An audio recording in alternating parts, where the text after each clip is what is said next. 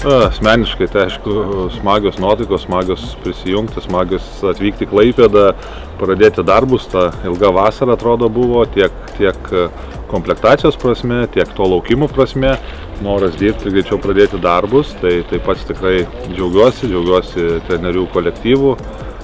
Susidirbom iš karto nuo pat pirmų minučių, kaip sakau. Dėl pačių žaidėjų taip yra ten tokių keblumų dėl atskridimų ir taip toliau, plus mūsų du žaidėjai atstovauja rinktinėm, kas yra vėlgi garbė mūsų klubui. Linkim tiek Arnui Veličkai, tiek Lomažui sėkmės atstovaujant savo šalis. Tai nuotaikos geros, darbinės, kaip visada tokių momentų ir smagu.